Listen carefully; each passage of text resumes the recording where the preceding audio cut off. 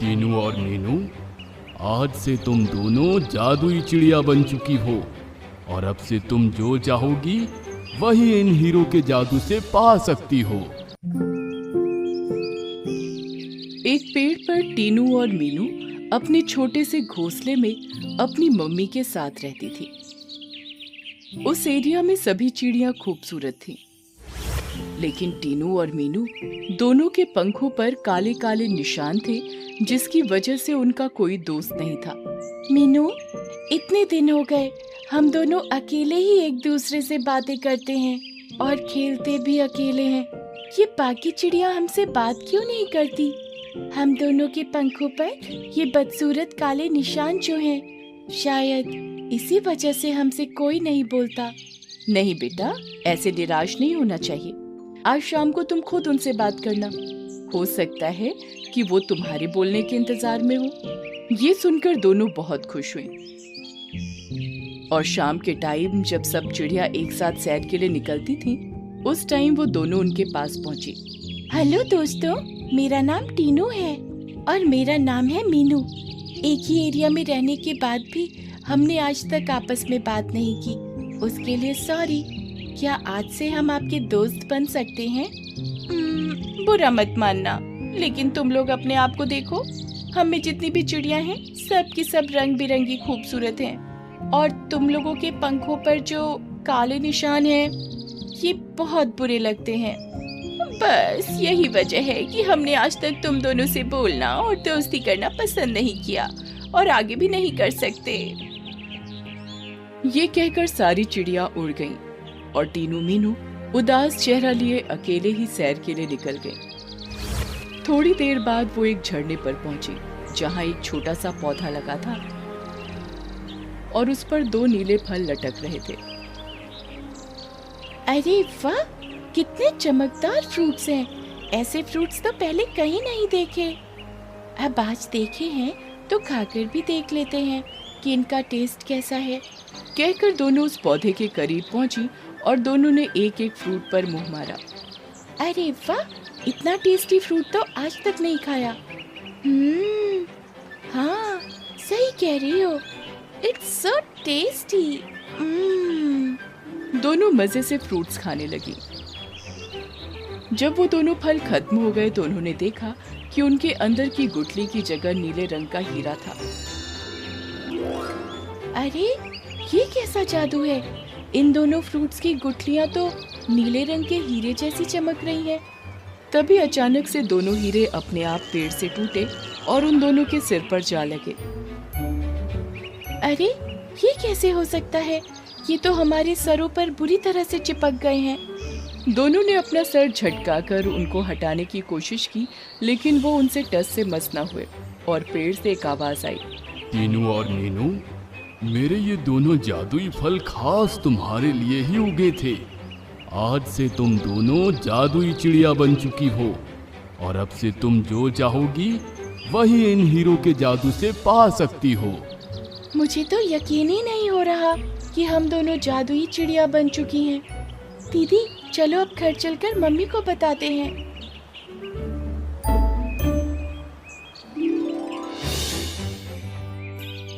कहकर दोनों अपने घोंसले में वापस पहुंची और मम्मी को सब बताया। अगर सच में ये जादुई हीरे हैं, तो सबसे पहले तुम लोग इनके जादू से अपने पंखों पर लगे धब्बे साफ कर लो। सुनकर दोनों ने एक दूसरे को देखा और खुश होते हुए बोली, मैं चाहती हूँ कि मीनू के पंखों पर जितने भी काले धब्बे हैं सब खत्म हो जाएं। इतना कहते ही उसके सर पर लगे हीरे से एक रोशनी निकलकर मीनू के शरीर पर पड़ी और वो सारे काले निशान गायब हो गए। मैं चाहती हूँ कि टीनू के शरीर से भी जहाँ जहाँ काले धब्बे हैं वो सब खत्म हो जाएं।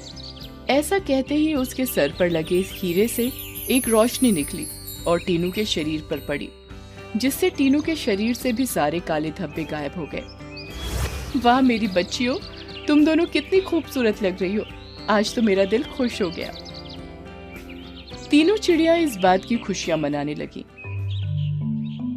फिर शाम का टाइम हुआ तो सारी चिड़िया सैर को जाने के लिए एक जगह जमा हुई और उन्होंने जब पेड़ पर टीनू और मीनू को बैठे देखा तो उनके होश उड़ गए। अरे ये तो टीनू और मीनू चिड़िया है। ये दोनों इतनी खूबसूरत कैसे हो गई?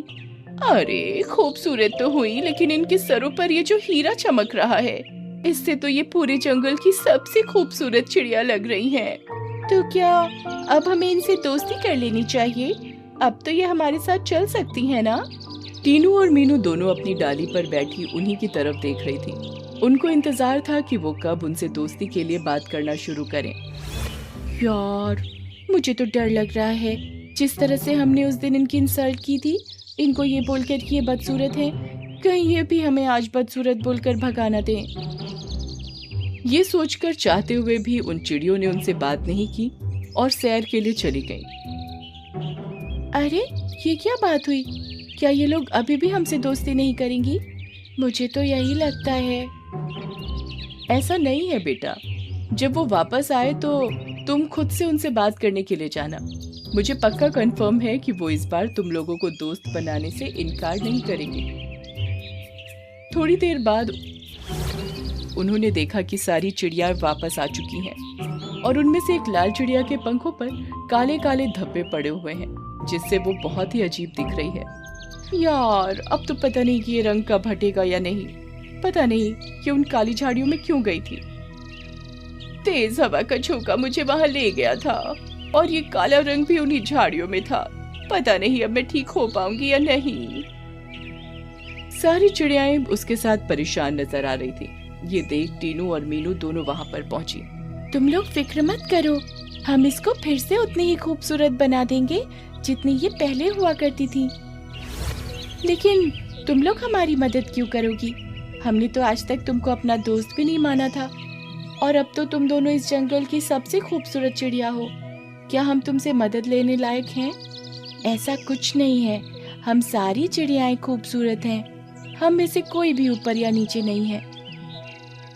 कहकर टीनू ने कहा, मैं चाहती हूँ कि लाल चिड़िया के शरीर से सारे दाग हट जाएं और ये पहले के जैसी खूबसूरत दिखने लगे। इतना कहते ही हीरे से रोशनी निकली और लाल चिड़िया पर पड़ी। उसके सारे काले धब्बे गायब हो गए, जिसको देखकर वो और बाकी सब चिड़ियाएं खुश हो गई। हमें माफ करना टीनू और मीनू, पहले हमने तुम्हारे साथ अच्छा रिएक्ट नहीं किया था। अब तुम लोग बुरा न मानो तो क्या हमसे दोस्ती करोगी? सुनकर दोनों खुश हो गईं और सर हिलाकर उन्होंने हाँ बोला। फिर सभी चिड़ियों के साथ सैर के लिए आसमान में उड़ गईं। टीनू और मीनू की मम्मी खुश होते हुए अपने घोंसले में खड़ी पंख हिलाकर उनको टाटा कर रही थी। तो चिड़िया ने 2 अंडे दिए हैं, अब तो मैं भर पेट खाना खाऊंगा। अभी इस अंडे को अपना आहार बना लेता हूँ। बरगद के पेड़ पर चिड़ा और चिड़ी एक दंपति रहते थे। उनकी नई नई शादी हुई थी। चिड़िया पेट से थी। दोनों हंसी खुशी अपनी जिंदगी जी रहे थे। उसी पेड़ पर एक बाज रहता था, जिसका एक पर तो सही था, पर किसी वजह से उसका दूसरा पर कट गया था। कैसी हो चिड़िया रानी? कहीं घूमने जा रहे हो क्या दोनों? अच्छा है। बाज, मैंने तुमसे कितनी बार कहा है कि कोई कहीं जाए तो उसको टोका मत करो, क्योंकि टोकने से काम बिगड़ जाया करता है। अरे बाज भैया, तुम्हें करना क्या है? हम कहीं भी जाएं, तुम तो इसी पेड़ पर बैठे रहते हो, न कहीं आते न कहीं जाते। तुम्हारा भरण पोषण भी हमें ही तो करना पड़ता है। मैंने तो यूं ही पूछ लिया था, क्योंकि तुम दोनों तैयार होकर जा रहे हो और बहुत ही अच्छे लग रहे हो। भगवान तुम्हारी जोड़ी ऐसे ही बनाए रखे। शुक्रिया, पर तुम्हारी जोड़ी तो कभी नहीं बन सकती, क्योंकि तुम्हारा तो एक पर ही नहीं है। चिड़ा चिड़िया उससे इसी तरह बातें किया करते थे, क्योंकि पेड़ पर कोई और न होने की वजह से उन दोनों को ही कुछ न कुछ खाने के लिए देना पड़ता था। एक दिन की बात है, चिड़िया सेब खा रही थी। अरे वाह, मजा ही आ गया। मेरे स्वामी न जाने किस पेड़ से तोड़कर ये सेब लाए हैं। इसका तो स्वाद ही निराला है। चिड़िया रानी, क्या खा रही हो? मुझे भी बहुत तेज भूख लगी है, थोड़ा सा मुझे भी दे दो। इस बाज की नजर तो हमेशा मेरे खाने पर ही रहती है। इसको नहीं पता कि मैं पेट से हूँ। हमेशा मेरे खाने को नजर लगाता रहता है। क्या हुआ? आज कुछ बनाया नहीं क्या? लाती हूँ, रुको। चिड़िया रात का खाना बाज के लिए ले जाती है। जैसे ही बाज उस खाने को खाता है, वो समझ जाता है कि ये रात का खाना है। चिड़िया, ये तो रात का खाना है। आज कुछ ताजा नहीं बनाया क्या? जो है यही है, खाना है तो खाओ, नहीं तो राम राम। तुम रोज ही मुझे रात का खाना दे देती हो और तुम रोज कुछ ना कुछ अच्छा खाती रहती हो। आज मुझे भी कुछ अच्छा खाने का मन है, मुझे भी कुछ खाने को दो ना। खुद तो इस पेड़ पर बैठे बैठे मेरा दिमाग खाते रहते हो, कहीं उड़कर जा नहीं सकते। बस इसी पेड़ पर तुम्हारे दिन बीतते हैं।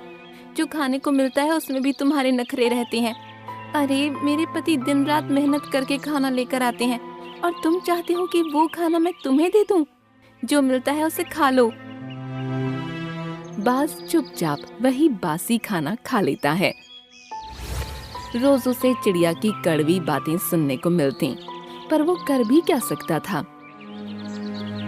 वो उड़ नहीं सकता था, इस वजह से वह अपने खाने का इंतजाम भी नहीं कर सकता था। इसलिए वह चिड़िया की कड़वी बातें चुपचाप सुन लेता और कुछ नहीं कह पाता। हे परमात्मा, तुमने अगर मुझे जीवन दिया ही है तो ढंग का क्यों नहीं दिया?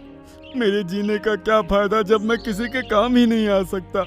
मैं अब एक बोझ बन गया हूँ। यहाँ इस पेड़ पर वैसे ही कोई पक्षी रहने को नहीं आता और जो आता है उसको मुझे खाना खिलाना पड़ता है। एक दिन की बात हो तो समझ में आ भी जाए, क्या मेरा जीवन इसी तरह से बीतेगा? आपने मुझे 2 सही पर क्यों नहीं दिए?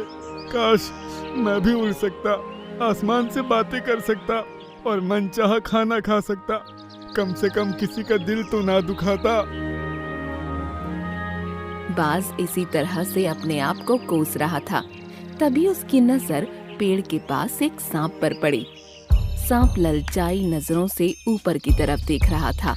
ये चिड़िया तो पेट से है, कुछ ही दिनों में ये अपने अंडे देगी, तब मैं इसके अंडों को खा जाऊंगा। बहुत दिन हो गए किसी पक्षी के अंडे नहीं खाए। सांप की बातें बाज सुन लेता है। कुछ ही दिनों बाद चिड़िया 2 अंडे देती है। चिड़ा और चिड़िया दोनों बहुत खुश होते हैं।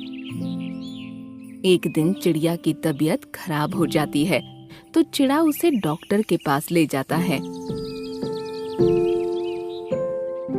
बाज, तुम वैसे तो किसी काम के नहीं हो, पर जब तक मैं चिड़िया को डॉक्टर के पास से दिखा कर लेकर आता हूँ, मेरे अंडों का ध्यान रखना। तुम बेफिक्र होकर चिड़िया को लेकर जाओ, तुम्हारे अंडों की जिम्मेदारी मेरी है। दोनों उड़ जाते हैं और अंडे वहीं रह जाते हैं। सांप इसी मौके की तलाश में था।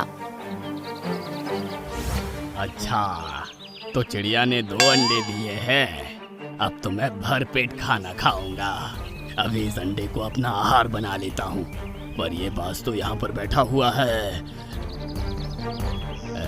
अरे ये बाज क्या कर लेगा? हाँ, इसके तो पर ही काम नहीं करते। इसके ऊपर अपने अंडों को चिड़िया छोड़ कर गई है। कितनी मूर्ख है वो। सांप पेड़ के ऊपर चढ़ रहा होता है, तो बाज उसे देख लेता है। जहाँ पर है वहीं पर रुक जा सांप। खबरदार जो तूने ऊपर आने की कोशिश की तो। ये मुझे कौन खबरदार कर रहा है?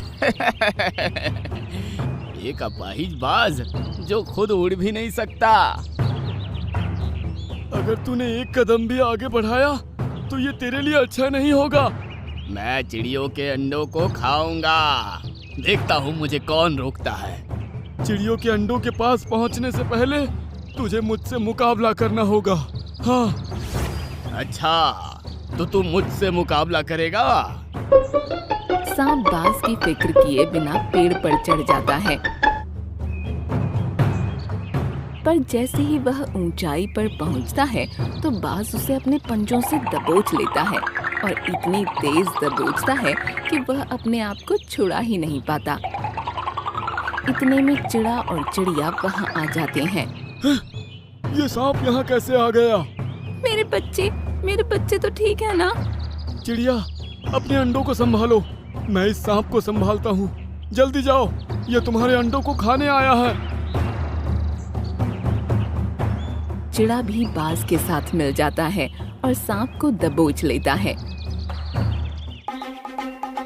सांप घायल होकर वहां से अपनी जान बचाकर भाग जाता है। चिड़िया ये सब देखकर बहुत खुश होती है कि बाज की वजह से उसके बच्चों की जान बच गई। बाज भैया, तुमने आज मेरे बच्चों की जान बचाई। मैं तो न जाने तुम्हें क्या क्या कहती रही, और तुमने अपनी जान पर खेलकर सांप से लड़कर मेरे दोनों बच्चों की जान बचाई। मैं तुम्हारा एहसान कभी नहीं भूल सकती। बाज भैया, हमें माफ कर दो। हमारी कड़वी बातों से ना जाने तुम्हारा कितना दिल दुखा होगा। हम तो तुम्हें किसी काम का नहीं समझते थे, पर तुमने फिर भी हमारी मदद की। अरे ये तो मेरा फर्ज था। अब चिड़ा चिड़िया दोनों बाज का बहुत ध्यान रखते थे और हमेशा उससे प्यार से बातें किया करते। तीनों हंसी खुशी बरगद के पेड़ पर रहा करते थे।